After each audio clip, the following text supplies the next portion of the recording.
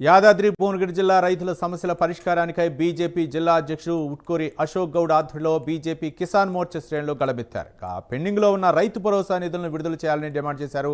అర్హులైన రైతులకు తక్షణమే రుణమాఫీ వర్తింపు చేయాలని, సాగుకు అవసరమైన యూరియాను అందుబాటులో ఉంచాలన్నారు. అలాగే రాబోయే రబీ సీజన్ ధాన్యం కొనుగోలుకు ముందస్తు ఏర్పాట్లు చేయాలని జిల్లా కలెక్టర్కు విన్నవించారు.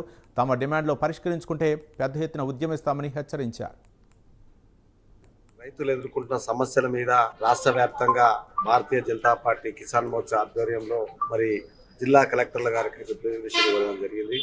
గతంలో కాంగ్రెస్ పార్టీ ఇచ్చిన హామీ రైతులకు 12,000 రూపాయలు అయితేనేమి, రైతు 2 లక్షల రుణమాఫీ అయితేనేమి, రైతు బంధువు అయితేనేమి, రైతులకు అందరికి కూడా యూరియా ఉడత విషయంలో అయితేనేమి, వీటందరికి కలిసి నాడు రైతులకు చేస్తున్న అన్యాయం మీద రాష్ట్ర ప్రభుత్వాన్ని మేము ఈ యొక్క కలెక్టర్ ద్వారా రాష్ట్ర ప్రభుత్వాన్ని హెచ్చరిస్తా ఉన్నాం. భారతీయ జనతా పార్టీ ఆధ్వర్యంలో రాబోయే రోజుల్లో రైతులకు అన్యాయం చేస్తే మాత్రం ఊరుకునే లేదు. మీరు ఇచ్చిన హామీనే నెరవేర్చమని భారతీయ జనతా పార్టీ డిమాండ్ చేస్తా ఉంది. మరి గతంలో ఉన్న 27,000 మెట్రిక్ టన్నుల యూరియా కంటే ఇప్పటి వరకే 200 టన్నులు ఎక్కువ పోయిందని జిల్లాలో అంటున్నాం. మేము దానికి పూర్తిగా విచారణ జరిపించి ఏ ఒక్క నిజమైన రైతుకు అన్యాయం జరుగుతూ ఉండాలని మేము జిల్లా కలెక్టర్ గారిని కోరడం జరిగింది.